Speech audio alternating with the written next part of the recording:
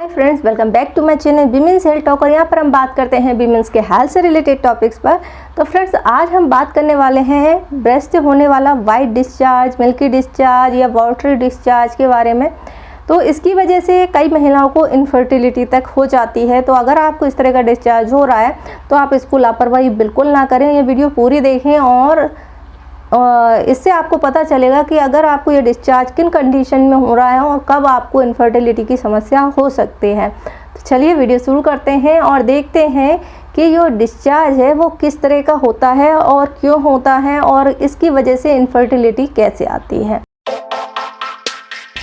Friends, महिलाओं में समय समय पर कई सारी चीज़ें होती हैं। तो इसमें एक बहुत कॉमन प्रॉब्लम होती है निप्पल से डिस्चार्ज होना या ब्रेस्ट से डिस्चार्ज होना। तो इसके बहुत सारे कमेंट्स भी आते हैं जिस पर मैंने पहले भी एक वीडियो बनाई हुई है जिसका टॉपिक था हाइपर प्रोलैक्टीमिया, यानी प्रोलैक्टिन का बढ़ जाना। तो जब आपकी बॉडी में प्रोलैक्टिन का लेवल बढ़ जाता है तो आपको मिल्की डिस्चार्ज होता है।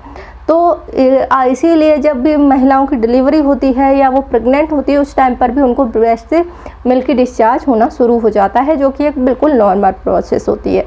लेकिन अगर आप प्रेग्नेंट नहीं हैं, आपकी शादी भी नहीं हुई है और इसी तरीके के जो डिस्चार्ज हैं वो आपको हो रहे हैं, तो इसके क्या कारण हैं फ्रेंड्स, और ये इनफर्टिलिटी तक कैसे जाता है। फ्रेंड्स, कुछ कंडीशन होती हैं जिनमें डिस्चार्ज होना नॉर्मल होता है, कुछ कंडीशन होती हैं जिनमें डिस्चार्ज होना बिल्कुल नॉर्मल नहीं है। जैसे कि आप सेक्सुअली एक्टिव हैं या फिर आप बहुत एक्साइटेड हैं, तो ऐसे में निप्पल से आपके डिस्चार्ज हो सकते हैं जो कि वाटरी होते हैं, और उसके बाद जब आप नॉर्मल होते हैं तो उसके बाद आपको ये डिस्चार्ज दिखाई नहीं देते हैं। तो इस तरह का जो डिस्चार्ज होता है बिल्कुल नॉर्मल होता है और इसमें कोई टेंशन लेने वाली बात नहीं होती है। दूसरी होती है जब आपके पीरियड आने वाले होते हैं, उस टाइम पर ब्रेस्ट में टेंडरनेस होती है, सूजन होती है, उस टाइम पर भी आपको हल्का फुल्का सा डिस्चार्ज देखने को मिलता है। लेकिन उसके बाद जैसे ही आपके पीरियड शुरू हो जाते हैं और पूरे मंथ आपको इस तरह का डिस्चार्ज देखने को नहीं मिलेगा। तो ये भी एक नॉर्मल प्रोसेस होती है, ठीक है। उसके बाद नेक्स्ट होता है जब आप प्रेग्नेंट होते हैं। तो जैसे ही आप प्रेग्नेंट होते हैं दूसरे या तीसरे महीने में आपको इस तरह का डिस्चार्ज देखने को मिल सकता है, जो वाटरी हो सकता है, मिल्की हो सकता है, ये भी पूरी तरीके से नॉर्मल है। तो फिर वाइट कलर का मिल्की जो डिस्चार्ज है, अगर आप प्रेग्नेंट नहीं हैं, आपके पीरियड नहीं चल रहे हैं, तब भी आपको इस तरह का डिस्चार्ज हो रहा है, तो इसका मतलब है कि आपकी बॉडी में प्रोलैक्टिन लेवल जो है हाई हो गया है, बढ़ गया है, जिसकी वजह से आपको ये डिस्चार्ज हो रहा है और ये बिल्कुल नॉर्मल नहीं होता है। इसके लिए एक सीधा सा ब्लड टेस्ट किया जाता है जिसमें आपको पता चलेगा कि जो प्रोलैक्टिन हार्मोन्स होता है उसका लेवल बढ़ गया है। तो ये इनफर्टिलिटी को कैसे जन्म देता है, इस पर बात करते हैं। जिन लोगों का भी हाई प्रोलैक्टिन होता है या प्रोलैक्टिन लेवल जो है बढ़ जाता है, तो ऐसे में वो ओव्यूलेट नहीं करती हैं। ओव्यूलेशन का जो आपका प्रोसेस होता है वो 9 से 19 दिन तक चल सकता है, किसी का 11 दिन से 19 के बीच में कभी भी होता है। तो उस टाइम पर एक एग रिलीज होता है जिसमें ल्यूटियम बनता है। तो ल्यूटियम की जो प्रोसेस होती है वो छोटी हो जाती है, जिसके कारण से एग रिलीज नहीं होता और आपका फर्टिलिटी नहीं रहती है, यानी उसमें स्पर्म के साथ में अगर प्रोसेस होती है तो उसमें फर्टाइल नहीं होता है। अगर इसका एक और रीज़न होता है जिनको बहुत ज़्यादा हाई प्रोलैक्टिन होता है, तो इसमें कई बार ऐसा होता है कि आपका पीरियड ही आना बंद हो जाता है, बहुत कम आएगा या बिल्कुल नहीं आएगा।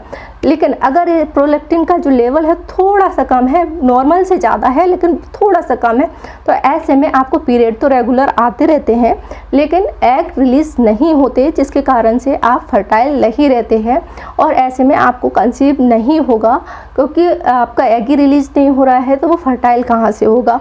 तो इस कारण से आपको इनफर्टिलिटी की समस्या देखने को मिलती है।